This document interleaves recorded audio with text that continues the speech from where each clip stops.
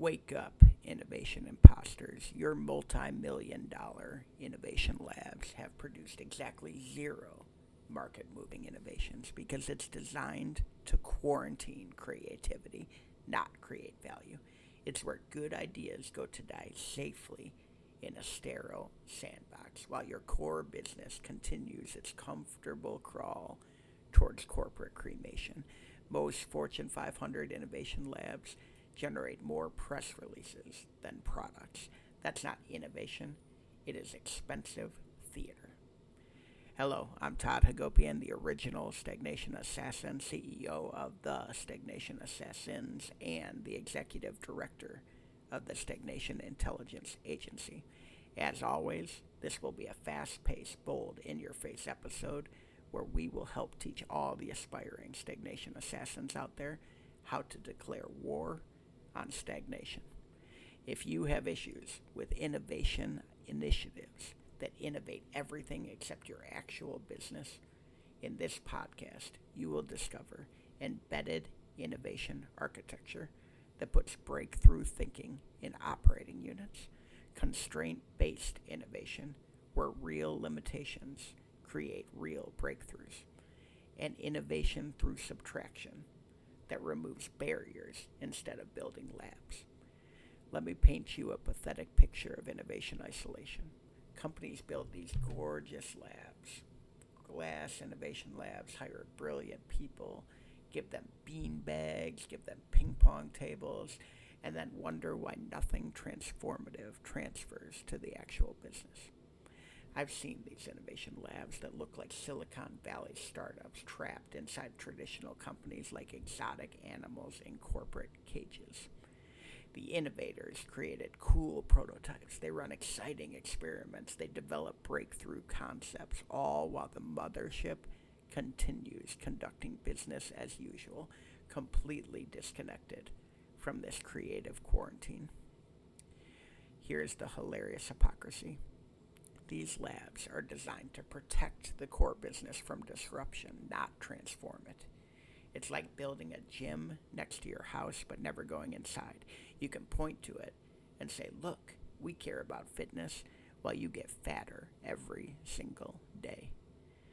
There was this financial service company that spent about $10 million on an innovation lab. 3 years later, they'd produced dozens of prototypes, won several innovation awards, generated great PR, and implemented exactly nothing in their actual business. The lab became a tourist destination for executives to show off to board members. Look how innovative we are, while their core operations remained frozen in 1995. The innovation isolation gets even more idiotic. The best ideas that threaten existing business models get killed faster than creativity at a compliance convention. I heard about a telecom company whose innovation lab developed a breakthrough service that would have cannibalized their traditional revenue. So guess what happened? Buried. Can't have innovation that's actually innovating, right? Has that ever happened to you guys? But here's the really repulsive result. These labs create a two-class system, the cool innovators and the boring operators.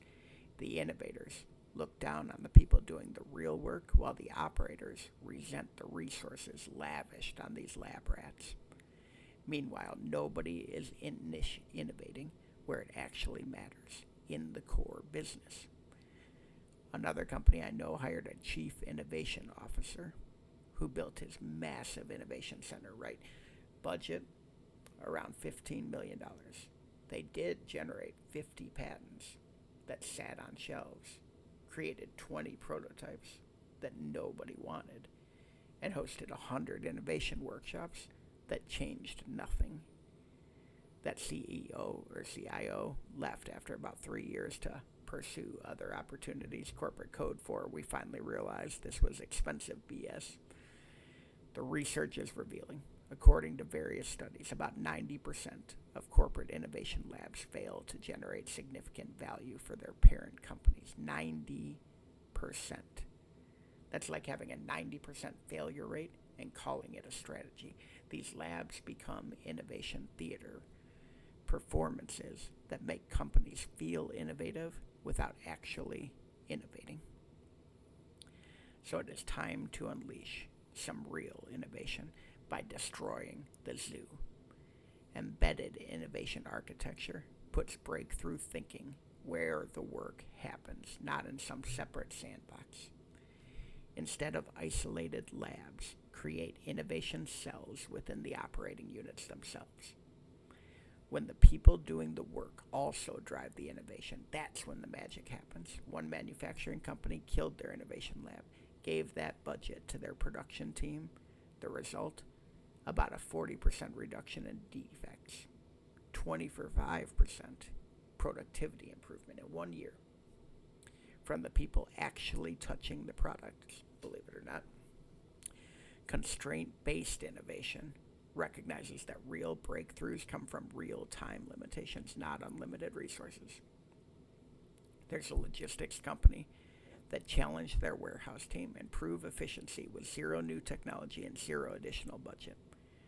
The constraints forced creativity. They reorganized workflows, eliminated redundant steps, and they increased throughput by about 35% using nothing but ingenuity. Innovation through subtraction is the secret weapon. Instead of adding innovation labs, subtract barriers to innovation in your core business.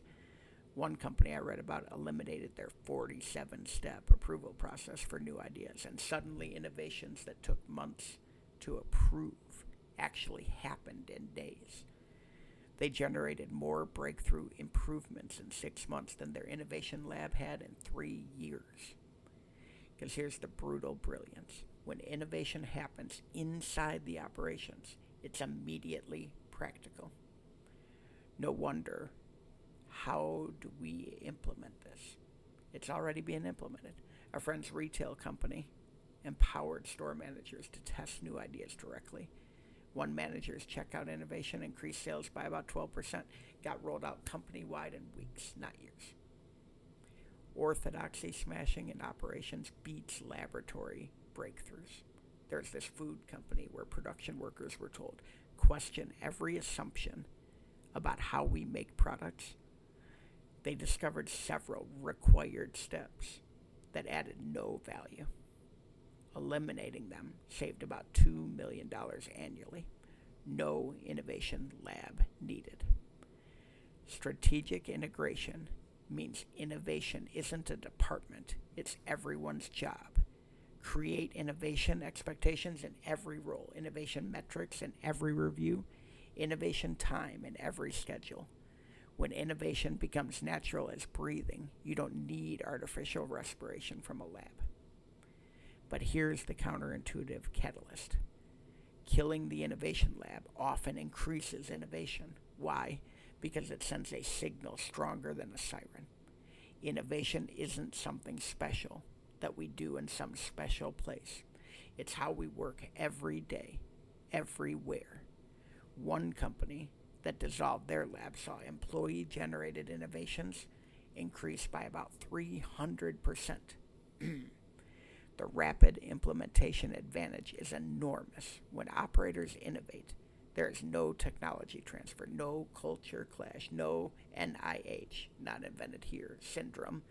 The people who create the innovation are the same people who implement it. Speed to value goes from years to weeks. So remember, as always, visit toddhagopian.com for some awesome free content on slaying stagnation. Or go straight to the source and visit the world's largest stagnation slaughterhouse at stagnationassassins.com. Make sure to sign up for updates on both, follow me on the socials, buy our books, do all those things. But most importantly, tune in here next time as we continue to declare war on stagnation. Your innovation liberation assignment for the day is this. If you have an innovation lab, calculate its true ROI.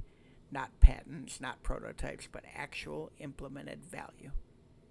If you don't have a lab, identify 3 innovation barriers in your core operations and eliminate them this week.